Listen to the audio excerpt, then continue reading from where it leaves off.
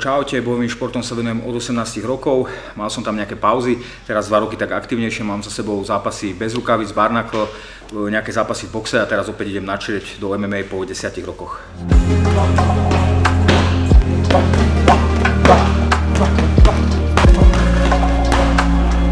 Akože v príprave sa cítim veľmi dobre, je to síce, že po 10 rokoch, čiže je to pre mňa nové, ako keby som zase narodil tá zem, takže je to pre mňa veľmi taká škola, že premáham sa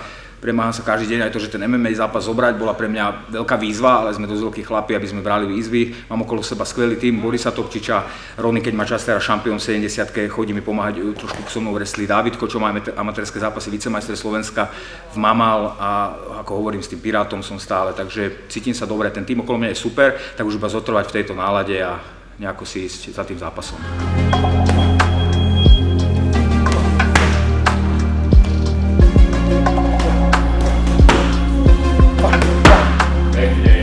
Áno, ako ja si myslím, že takto ideme MMA, ja teraz nejdem tam s tým, že budem boxovať celý zápas, ja uvidím, kde sú tie medzery a idem boxovať a keď budem dobre triafať a budem vidieť, že sú tam nejaké medzery a môžem zobrať body tým, že ho zhodím na zem, tak ho zoberiem na zem. Není to také, že ja sa teraz idem brániť niečomu alebo budem nesebavedomý na zemi, samozrejme mám tam brutálne rezervy, toto vie určite aj môj súper, vedia to všetci, že tým sa nejdeme teraz tajiť, že ja som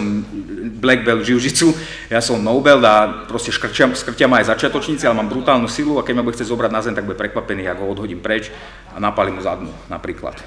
Teraz nepozerám ďalej, že na ten zápas, teraz začne krásne nový rok, zablahoželáme si šťastný nový rok, všetci si pripijú sú prosekom, ja si dám 2 deci vody, pôjdem spať a budem sa fokusovať na 20. aby som otrhol hlavu, takto to vidím ja, proste takto to chcem a to je môj cieľ, ďalej zatiaľ nepozerám, uvidíme, čo bude ďalej.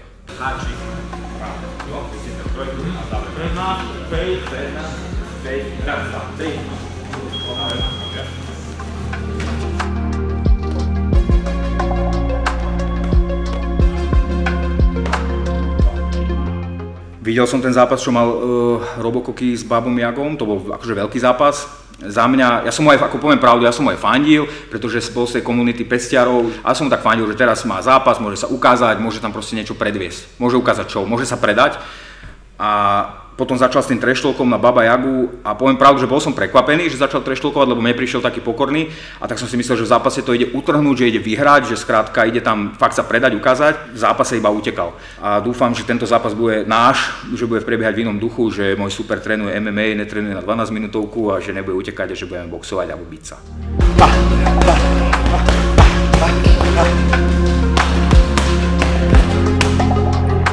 S Pirátom už teraz menej, lebo je dosť v tej príprave na veľký zápas s Vémolom, ale akože trávime strašne veľa času spolu, tak nasávam takú tú čampiónsku energiu, jak je nastavený, jak je disciplinovaný, my vlastne non-stop trávime čas, vlastne aj teraz sa ideme nájsť spolu, takže určite mi dáva veľa po tej psychickej stránke.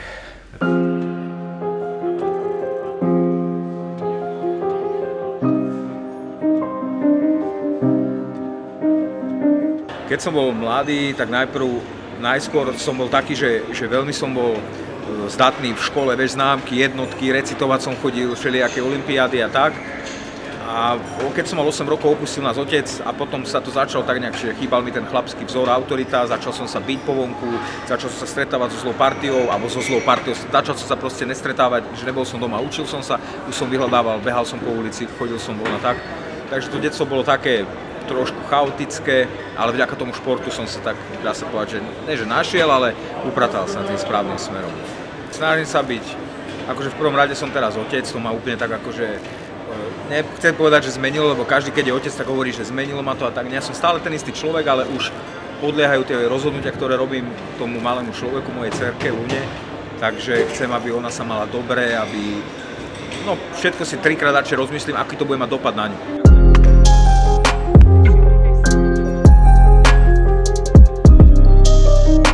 Poznáme sa veľmi dlho a čo ja viem, tak 17 rokov, tak spolu beháme. Slovo dalo slovo v tých 19 rokoch a sme začali proste spoločne formovať, že začali sme mať rovnaké názory na niektoré určité veci a začali sme mať rovnaké hodnoty, tak ich vnímať, že to máme spoločné a odtedy sme tak určite išli spolu. Prežívame fakt všetko, chodíme aj voľný čas, aj dovolenky, aj plavba loďou po celej Európe sme boli takmer po celej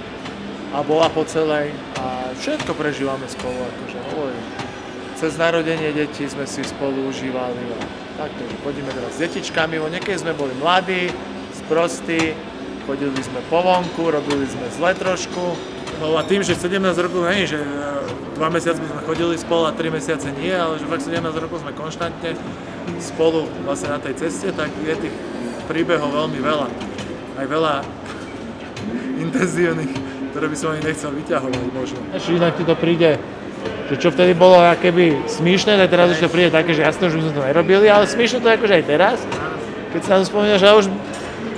by sa možno ne všetko udialo vtedy. Ale že to je tým vekom prichádza aj s odpovednosťou väčšou. Každých 7 rokov sa človek čo? Mení. Každých 7? Áno, každých 7. A je to úplne presne, to vychádza u mňa, to je...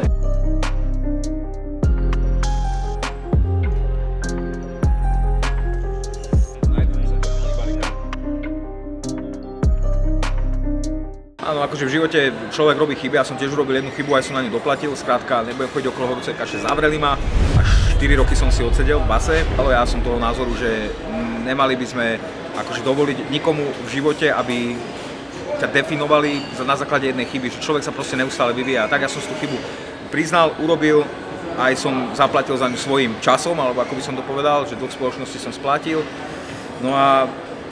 teraz sa pozerám v podstate dopredu, že nefixujem sa na to, že ľudia sú takí, alebo spoločnosť je taká, aj to nás spája s Pirátom, že spoločnosť je taká, že si povedia, aha, toto ten človek spravil, že to je nejaký vyjebanec, vieš, alebo že toto je zlý človek. Ale práve, že tí blízki ľudia ostanú s tebou a v tomto si ja veľmi vážim Piráta, že keď sa mne toto stalo, alebo že keď mňa zavreli, tak všetci, čo boli pri mňa, bolo veľa kamarátov, aj teraz je kopec ľudí okolo mňa.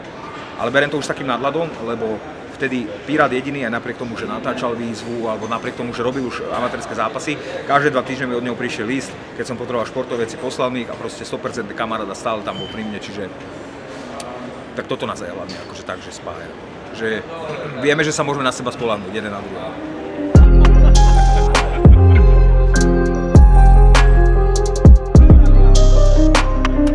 Ja mám vždy väčší stres, keď nastupujú moji kamaráti a keď nastupujem ja, takže určite stres budem aj veľký a tak budem udržať palce, aby to dopadlo tak, ako si predstavuje. Tak už na Fabrik pôsobím aj ako komentátor, takže uvidím, jak sa dohodnem s organizáciou, ale chcel by som aspoň na tento zápas ísť aj Vikimu do rohu určite. Fú, tak čo mu radím, tak radiť mu budem asi tam, keď budem hlavne a teraz nech si to užije tú celú cestu, však je to Fight Life, ktorý má takisto veľmi rád, takže tak nech si užíva ten život, ktorý máme, pretože keď zostarneme, už nebude.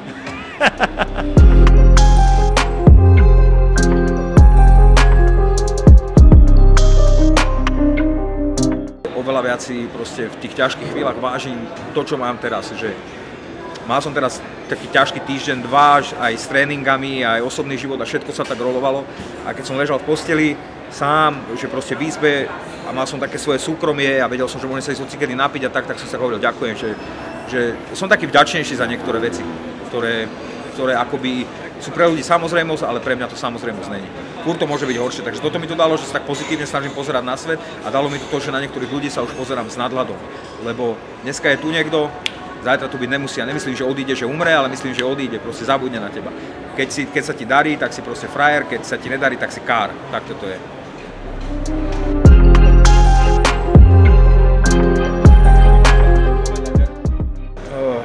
Budúcnosť je pre mňa už aj zajtra. Ja sa teraz snažím sústrediť na ten dnešok a tak, ale keby som mal povedať, že moja budúcnosť je vždycky to, že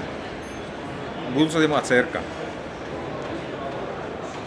Tak lebo jak sa hovorí, že nejak bolo, len my tu nebudeme, tak sa proste snažím investovať do tej mojej dcérky, nech